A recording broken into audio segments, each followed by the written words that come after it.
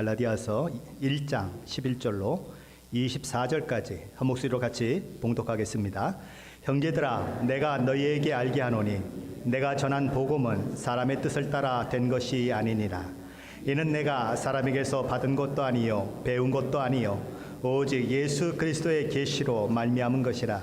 내가 이전에 유대교에 있을 때에 행한 일을 너희가 들었거니와 하나님의 교회를 심히 박해하여 멸하고 내가 내 동족 중 여러 영갑자보다 유대교를 지나치게 믿어 내 조상의 전통에 대하여 더욱 열심히 있었으나 그러나 내 어머니의 태로부터 나를 택정하시고 그의 은혜로 나를 부르시니가 그의 아들을 이방에 전하기 위하여 그를 내 속에 나타내시기를 기뻐하셨을 때에 내가 곧 혈육과 의논하지 아니하고 또 나보다 먼저 사도된 자들을 만나려고 예루살렘으로 가지 아니하고 아라비아로 갔다가 다시 다메섹으로 돌아갔노라. 그 후 3년 만에 내가 게바를 방문하려고 예루살렘에 올라가서 그와 함께 15일을 머무는 동안 주의 형제 야고보 외에 다른 사도들을 보지 못하였노라. 보라, 내가 너에게 쓰는 것은 하나님 앞에서 거짓말이 아니로다. 그 후에 내가 수리아와 길리기아 지방에 이르렀으나 그리스도 안에 있는 유대의 교회들이 나를 얼굴로는 알지 못하고 다만 우리를 박해하던 자가 전에 멸하려던 그 믿음을 지금 전한다함을 듣고 나로 말미암아 하나님께 영광을 돌리니라. 아멘. 사도 바울은 자신이 전한 복음을 갈라디아서를 통해서 변호하고 있습니다. 복음을 변호하기에 그 앞서서 사도 바울이 이야기하고 있는 것은 자신이 어떻게 예수를 만났는가, 자신이 어떻게 사도로 세움을 받았는가 하는 것을 이야기하지요. 사도 바울의 자기 간증이라고 할 수 있습니다. 사도 바울의 간증의 특징은 오늘날 우리가 듣는 간증과는 조금 다르지요. 보통 간증은 다른 사람에게 감화를 주거나 믿음을 격려하기 위해서 행해집니다. 그러나 사도 바울의 간증은 조금 달라요.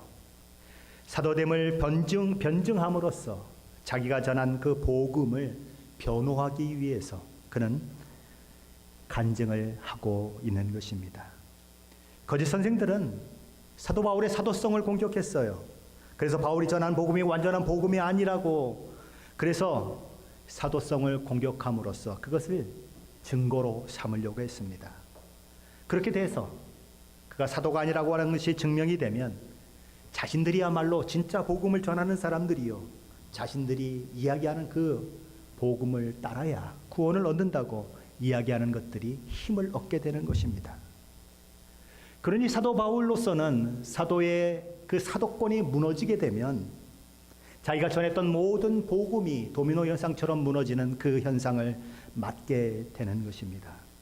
자신의 사도권을 그토록 적극적으로 변호할 수밖에 없는 그 일이 그래서 사도 바울을 통해서 일어나게 되는 거지요. 그것이 그가 그렇게 부득이하게 간증을 하게 된 이유인 것입니다. 사도 바울은 갈라디아서 1장 1절에서 자신의 사도됨이 사람에게서 난 것도 아니요 사람으로 말미암은 것도 아니요 오직 예수 그리스도와 그를 죽은 자 가운데서 살리신 하나님 아버지로 말미암아 된 것임을 선언한 적이 있습니다. 그리고 8절에 와서 자기 자신을 포함해 예수님의 제자들이라고 하더라도, 심지어 하늘에서 내려온 천사라고 하더라도 자기가 전한 복음 외에 다른 복음을 전하면 저주를 받을지어다 라고 선언했는가 하면 9절 하반절에는 또 반복적으로 다른 복음을 전하면 저주를 받을지어다 라고 강력하게 선언을 하고 있습니다. 너무나 단호하지 않습니까?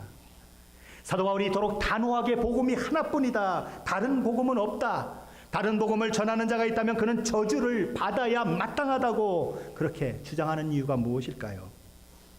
사도 바울은 그 이유를 오늘 저희가 읽었던 본문 11절 12절에서 그 이유를 이야기하고 있습니다. 우리 11절 12절 말씀 다시 한번 같이 봅니다. 11절 12절입니다. 형제들아, 내가 너희에게 알게 하노니 내가 전한 복음은 사람의 뜻을 따라 된 것이 아니니라. 이는 내가 사람에게서 받은 것도 아니요 배운 것도 아니요 오직 예수 그리스도의 계시로 말미암은 것이라. 비록 복음이 사도 바울이라고 하는 인물을 통해서 전달되었지만 그 복음은 사도 바울이나 사람들이 만들어낸 복음이 아니라 하나님께서 죄와 허물로 죽은 인류를 살리는 유일한 방법으로 허락하신 하나님의 작품이라고 하는 것이 바울의 주장인 것입니다.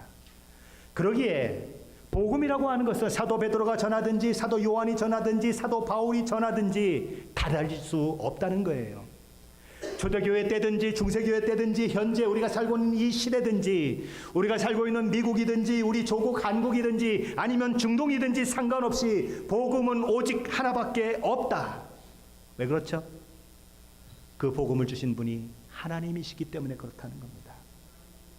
사도 바울은 그래서 17절로 19절 말씀을 통해서 자신이 전한 복음이 사람에게서 배운 것도 아니요 가르침을 받은 것도 아니라고 하는 것을 이야기하기 위해서 자신이 회심 후에 일어났던 사건들을 시간적으로 분리하면서 나는 이 복음을 배운 것이 아니고 예수 그리스도의 계시로 말미암아 알게 된 것이라고 그렇게 그것을 증명해내고 있는 것입니다.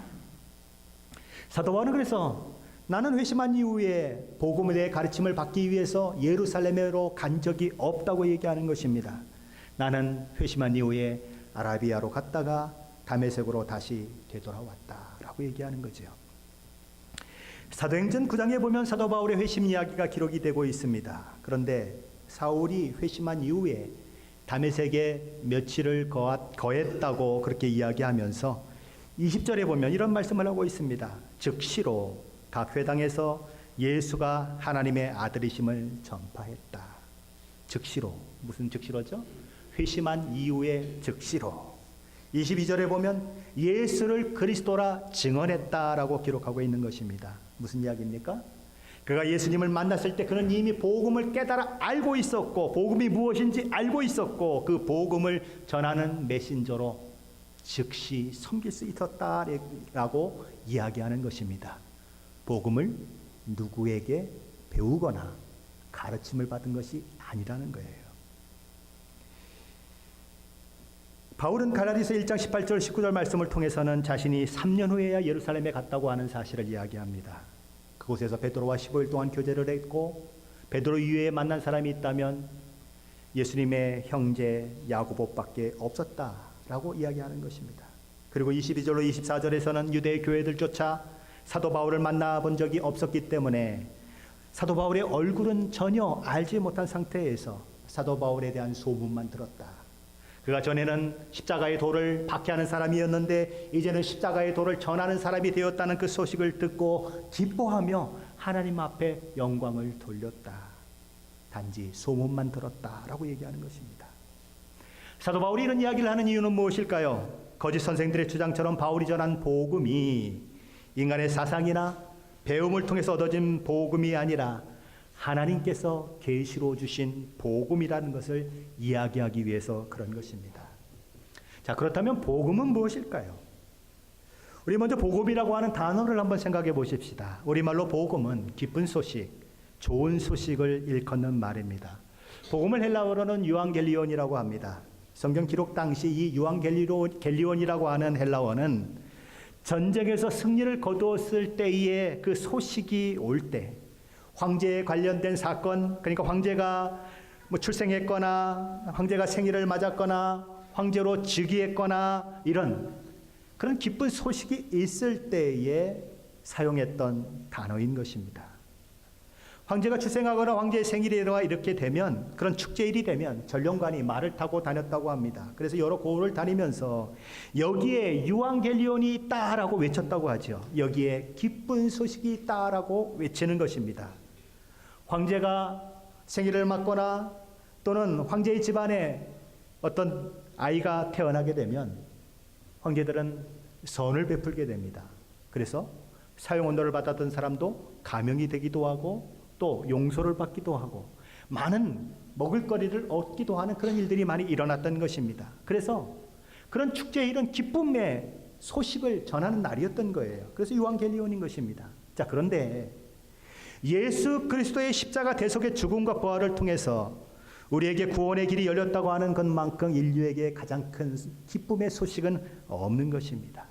정말 복된 소식이고 정말 기쁜 소식인 것이지요. 그래서 이 복음서 저자들 또 성경의 저자들은 이 복음을 기쁜 소식이다라고 표현하기 위해서 유앙겔리온이라고 하는 말을 사용하게 된 것이지요. 유앙겔리온, 복음이다, 이렇게 불려지는 것입니다. 자, 그렇다면 복음의 핵심은 무엇일까요? 복음은 어떤 내용을 가지고 있을까요? 복음이 가지고 있는 세 가지 내용은 이런 것입니다. 첫째, 복음은 예수께서 누구신가를 보여줍니다. 둘째로, 복음은 예수께서 무엇을 하셨는가를 보여줍니다. 셋째, 복음은 예수께서 하셨던 일들이 저와 여러분과 무슨 상관이 있느냐 하는 것을 보여줍니다. 예수님은 누구실까요? 성경은 예수님은 하나님의 아들이라고 말씀합니다. 우리는 아들이라고 그러면 배 아파서 낳은 아들을 생각하지만 성경이 얘기하는 아들이라고 하는 표현은 그런 표현이 아닙니다. 아들이라고 하는 이 표현은 온 우주 만물을 창조하시고 인간을 지으신 하나님과 동등한 신적 존재가 누구냐? 바로 예수 그리스도다라고 얘기하는 것입니다.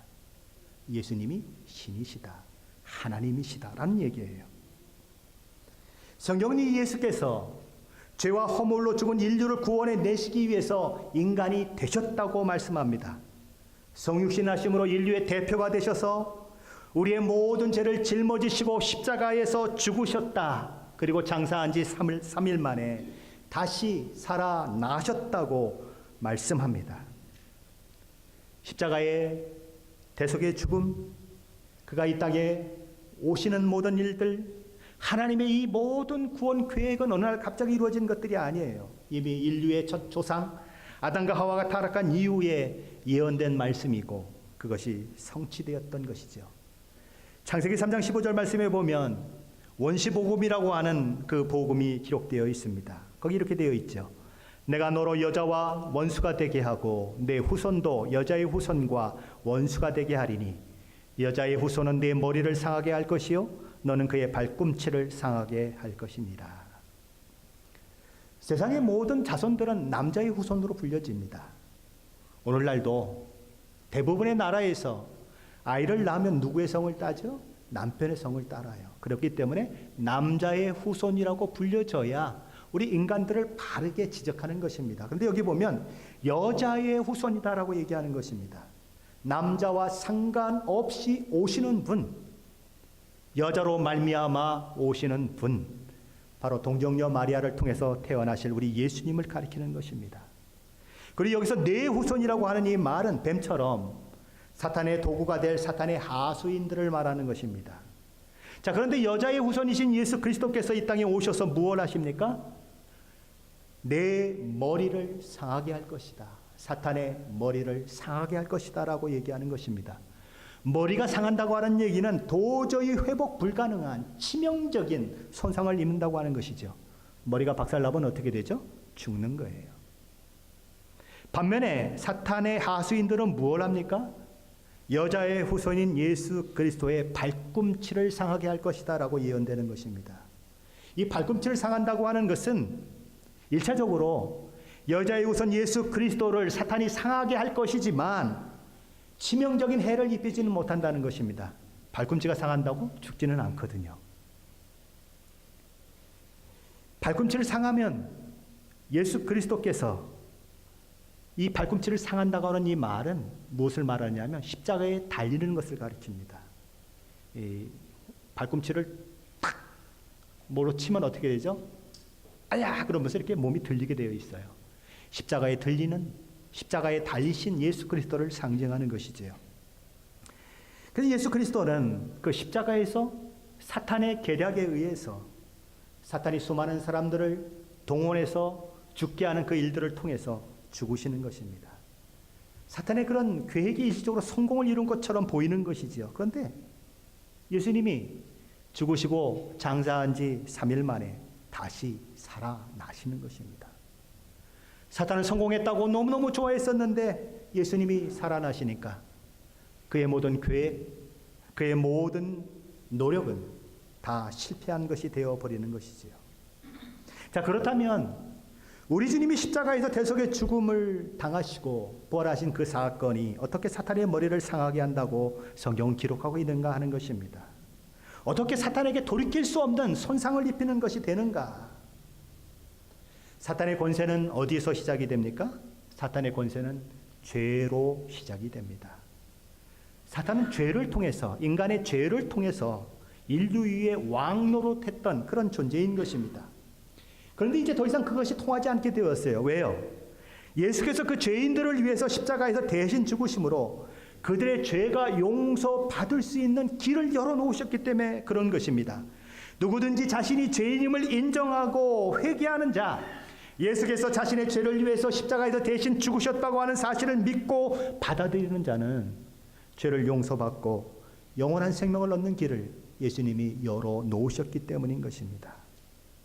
그러니 더 이상 인간의 죄를 가지고 인간을 좌지우지하고 인간 위에 왕노릇하는 것이 불가능해진 것인 겁니다. 그래서 요한복음 3장 16절 17절 말씀에서 이렇게 말씀하는 거지요. 하나님이 세상을 이처럼 사랑하사 독생자를 주셨으니 이는 그를 믿는 자마다 멸망하지 않고 영생을 얻게 하려 하심이라.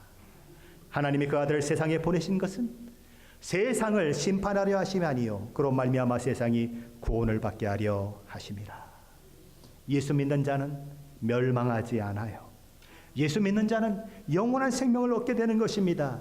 예수 믿는 자는 죄로부터 구원받고 죄의 삭신 사망으로부터 건져냄을 받고 사탄의 모든 묶임으로부터 벗어나게 되는 거예요. 그래서 로마서 10장 9절 말씀은 우리에게 이렇게 예수 그리스도를 마음에 모셔드리라고 얘기하는 것입니다. 내가 만일 내 입으로 예수를 주로 시인하며 또 하나님께서 그를 죽은 자 가운데서 살리신 것을 내 마음에 믿으면 구원을 받으리라. 예수님은 어떤 분이십니까? 하나님의 아들이십니다. 예수님은 무엇을 하셨습니까? 저와 여러분의 죄를 사하여 주시기 위해서 십자가에서 죽으셨고 저와 여러분에게 영원한 생명을 허락하시기 위해서 부활하셨습니다. 그것은 역사적인 사실이고 객관적인 사실이에요. 그런데 예수께서 누구신 줄 알고 예수께서 무엇을 하셨는지 아는 것만으로 충분하지 않다는 것입니다. 그걸 아는 것만으로는 복음은 단지 복음일 뿐이에요. 나와 상관없는 복음일 뿐인 것입니다. 그럼 어떻게 해야 예수 그리스도께서 십자가에서 이루신 그 구원의 그 모든 은혜가 내 것이 될 수가 있는가? 사도 베드로는 형제들아 우리가 어찌할꼬 묻는 이 청중들에게 이렇게 얘기합니다. 너희가 회개하고 각각 예수 그리스도의 이름으로 세례를 받고 죄사함을 받으라. 회개하고 예수 그리스도를 믿고 세례를 받는 자는 죄로부터 구원을 받는다고 말씀하시는 거예요. 우리가 믿을 때 예수께서 십자가에서 이루신 모든 구원이 비로소 우리 것이 된다는 것입니다. 그것이 복음을 받아들이는 자에게 주어지는 은혜예요. 자, 그렇다면 이 복음 위에 다른 복음이 있을 수 있을까요? 이 복음 위에 저와 여러분을 구원해낼 다른 복음이 있을 수 있을까요? 없다는 것입니다. 왜요? 우리의 구원을 설계하시고 시행하도록 하신 하나님은 오직 한 분 하나님이세요. 그 하나님의 뜻을 따라 이 땅에 우리의 죄를 대속하기 위해서 오신 예수님도 오직 한 분 예수님뿐이세요. 그러므로 십자가에서 죽으신 예수님을 통한 방법 외에 구원을 얻을 방법은 전혀 없다는 것입니다.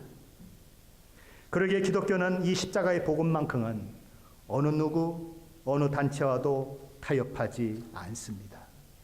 그래서 세상 사람들은 그런 기독교를 향해서 막 손가락질하기도 해요. 아니 저만 잘났다는 거냐? 아니 세상의 모든 종교가 똑같은 것이지 모든 종교에 다 구원이 있는 것이지 어떻게 자기들에게만 구원이 있다고 얘기하느냐라고 그건 독선이다라고 비난하는 거예요. 오늘 우리가 살고 있는 시대는 어떤 시대예요? 이 시대는 이 길도 맞고 저 길도 맞다고 얘기하는 그런 시대입니다. 동양의 사상도 맞고 서양의 사상도 맞고 이렇게 해도 구원을 얻을 수 있고 저렇게 해도 구원을 얻을 수 있다고 이야기하는 것입니다.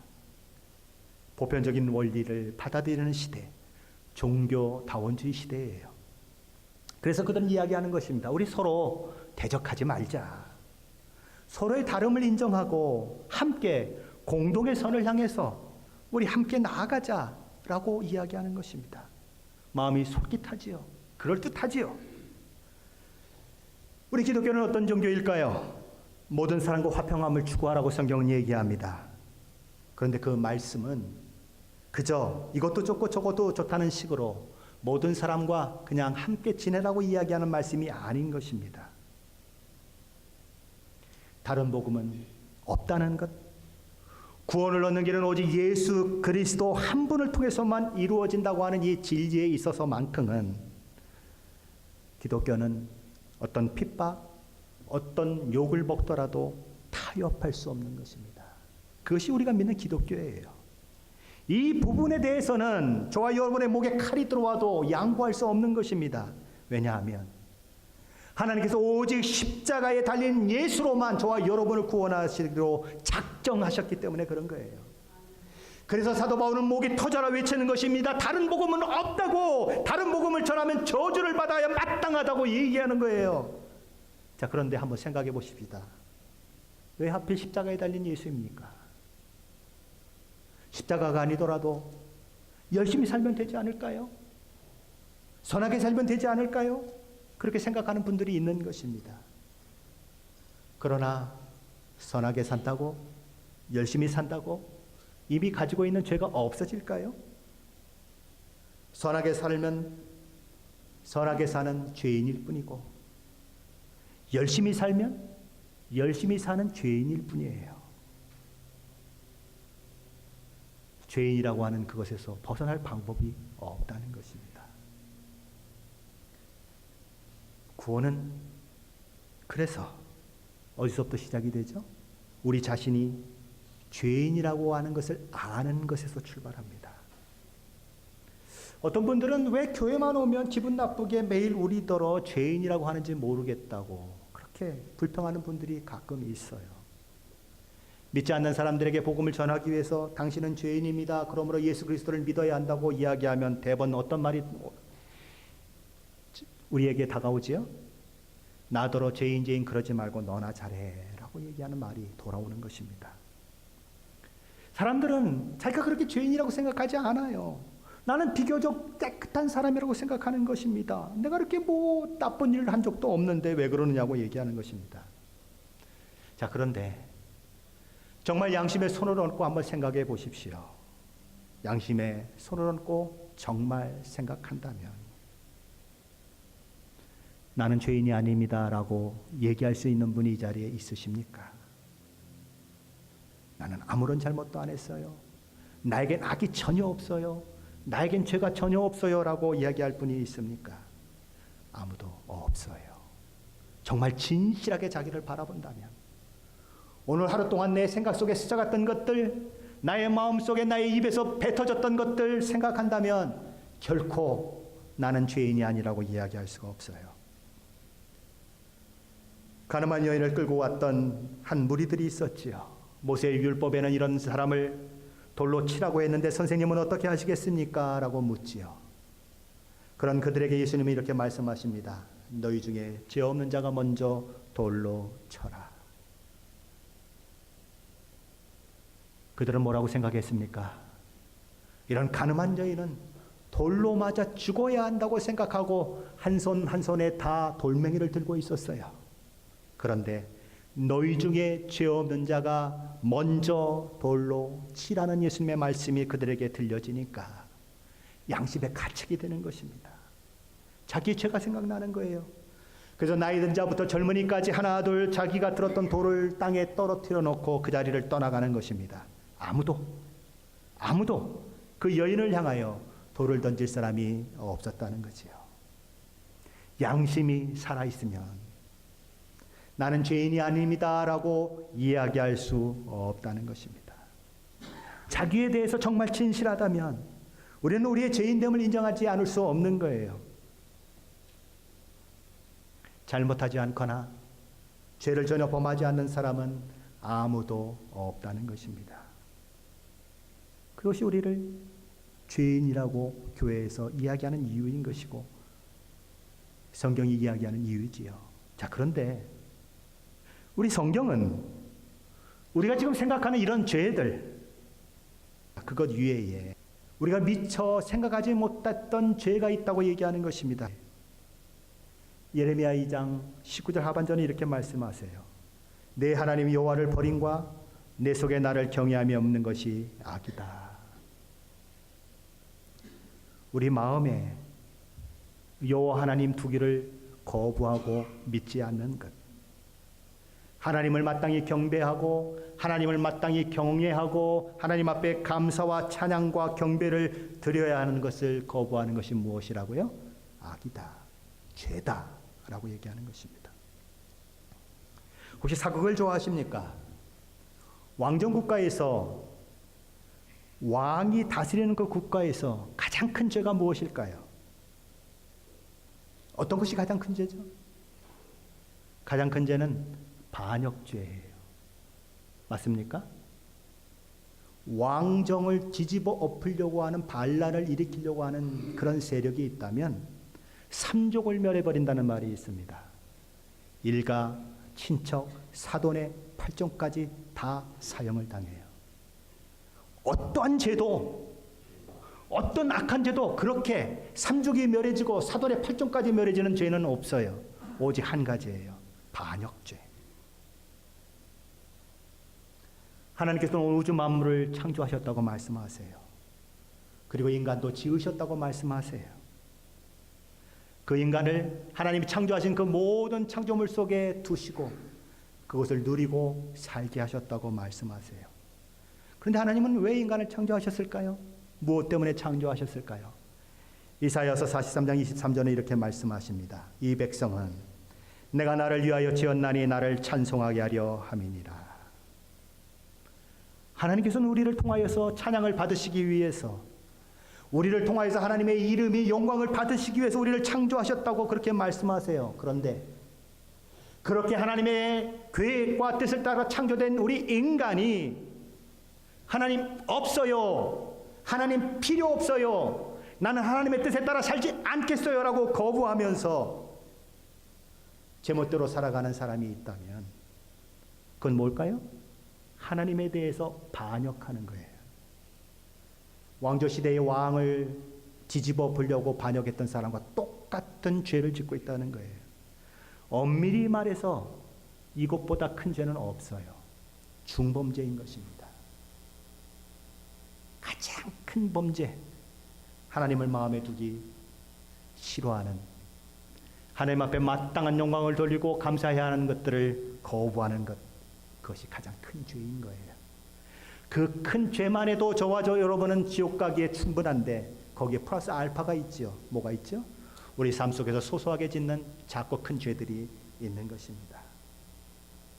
그래서 로마서 3장 10절은 모든 인류를 향해서 이런 선언을 하고 있습니다.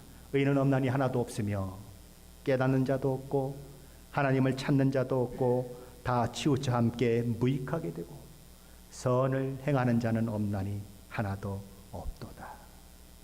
의인이 몇 명 있다고요? 한 명도 없다고 얘기합니다.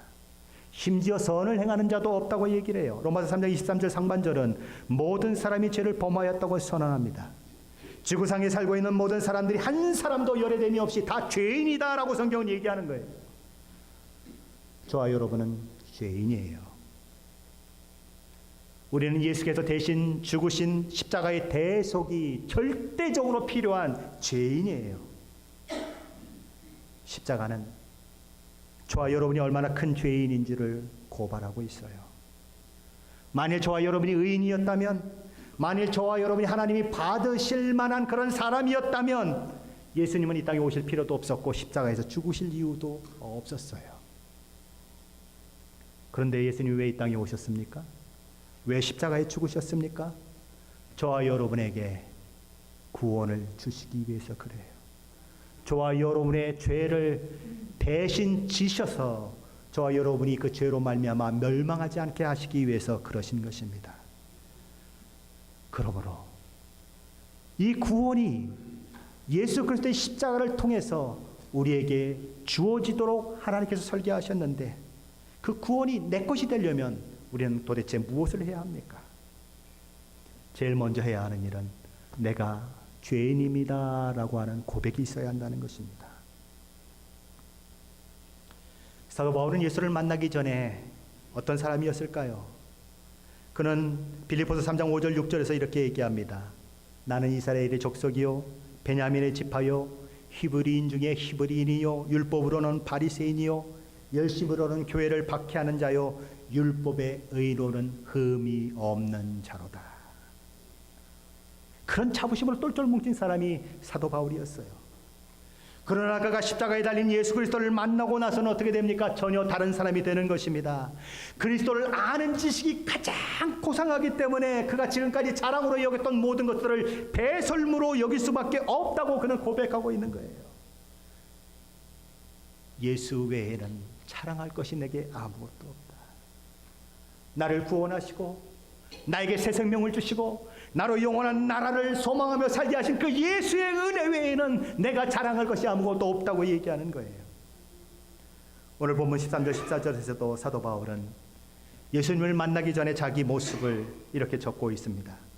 내가 이전에 유대교에 있을 때 행한 일을 너희가 들었거니와 하나님의 교회를 심히 박해하며 멸하고 내가 내 동족 중 여러 영갑자보다 유대교를 지나치게 믿어 내 조상의 전통에 대하여 더욱 열심히 있었으나. 여기 영갑자라고 하는 말은 같은 나이 또래를 말하는 것입니다. 그는 유대교를 지나치게 믿어서 복음을 전하는, 그러니까 우리 주님의 십자가 죽음과 부활의 소식을 전하는 기독교를 이단으로 몰아세우면서 심한 박해를 가했고 교회를 지구상에서 완전히 멸종시키려고 했던 사람인 것입니다. 그는 그렇게 하는 것이 하나님의 뜻이라고 생각했어요. 왜냐하면 그의 상식, 그가 가진 유대교 전통으로 보면 십자가에 달린 예수가 하나님이 아들이 될 수도 없고 메시아가 될 수도 없고 하나님께서 그 일을 통해서 죄인들을 구원하시길 기뻐하신다고 생각할 수도 없었기 때문에 그래요. 신명기 21장 23절 말씀은 이렇게 얘기합니다. 십자가에 달린 자는 하나님께 저주를 받았음이니라. 십자가에 달린 자는 하나님이 저주한 자다라고 얘기하는 거예요. 바울은 예수께서 자기 대신 저주의 십자가에 달리사 자기 죄로 인한 하나님의 모든 진노를 감당하셨다고 하는 사실을 깨닫지 못했습니다. 예수께서 십자가 지신 것이 자신의 죄와 허물 때문임을 알지 못했어요. 그는 뭐라고 생각했습니까? 예수는 단지 예수 자신의 죄 때문에 하나님이 저주하셨고 결국 저주의 십자가에 비참하게 죽은 것이라고 생각했어요. 예수는 하나님의 저주를 받아 죽은 사람이라고 생각했습니다. 그래서 복음을 거부하며 복음의 원수로 행동했어요. 그래서 어느 날 예수 믿는 자를 핍박하러 다메섹으로 가는데 그 다메섹 도상에서 예수를 만나게 되는 것입니다. 그리고 자신이 얼마나 잘못된 길을 걸어왔는지를 확인하게 되는 거예요. 그는 자신이 진리를 거역하는 자여 자기 열심으로 하나님의 그 모든 계획과 뜻을 대항했다고 하는 것을 알게 되는 것입니다. 바울은 그때에서야 하나님의 아들이신 예수께서 십자가에 못 박혀 죽으신 것이 자기 때문이라는 것을 알게 돼요. 그래서 거기서 회개하고 예수님을 구주로 마음에 모셔드리게 되는 것입니다.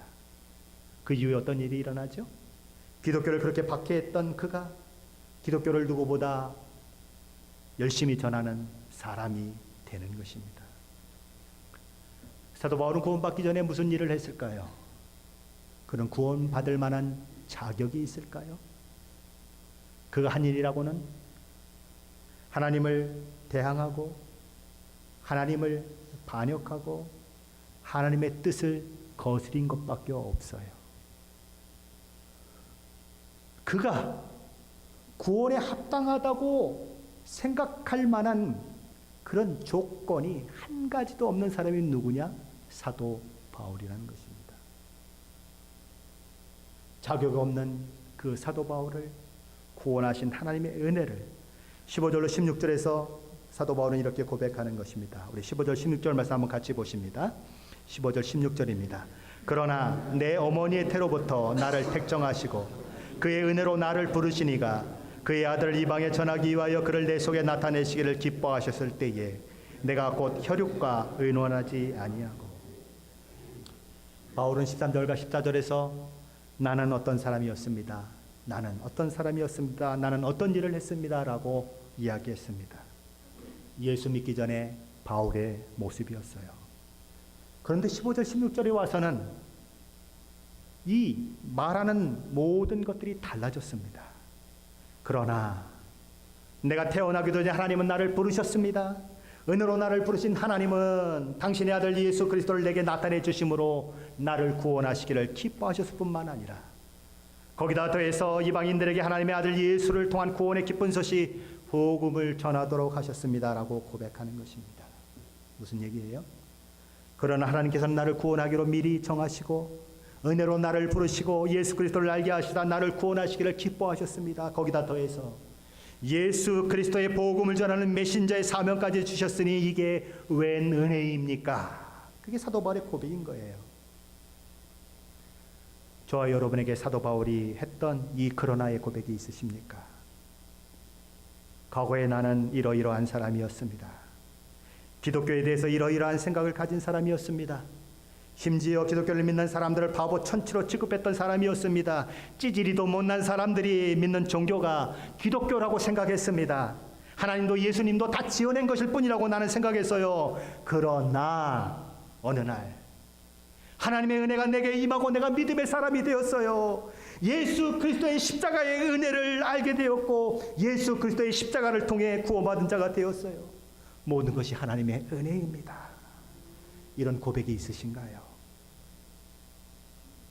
아직 그러나가 없으시다면 오늘 십자가에 달리사 저와 여러분의 죄를 대속한 그 예수님을 마음속에 받아들이시기를 축원합니다.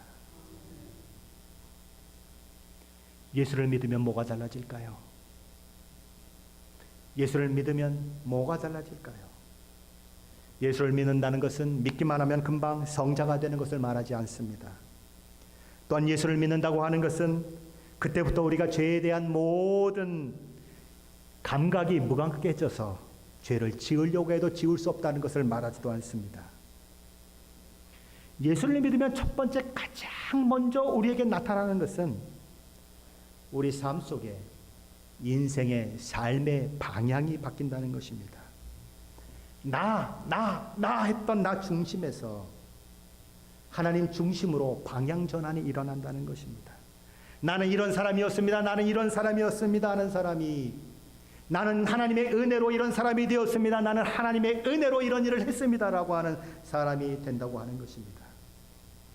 예수 그리스도를 진정으로 만나게 되면 이런 변화가 일어난다고 하는 거죠. 예수를 진정으로 만난 사람이 참 정도예요. 그저 교회를 오래 다녔다고 해서 구원받은 자가 될 수 있을까요? 교회를 다니면서 교회 일에 열심을 내면 나는 구원받은 자가 될 수 있을까요? 교회 오래 다니고 교회에서 열심히 봉사하고 교회에서 직분을 감당하고 있으면 나는 구원받은 자일까요? 아닌 것입니다. 목사로 설교하면 구원받은 자일까요? 아니에요. 하나님의 은혜로 십자가에 달리사 우리 죄를 대속하신 예수를 인격적으로 1대1로 만나지 않으면 구원받은 자가 아니요 참 성도가 아닌 것입니다.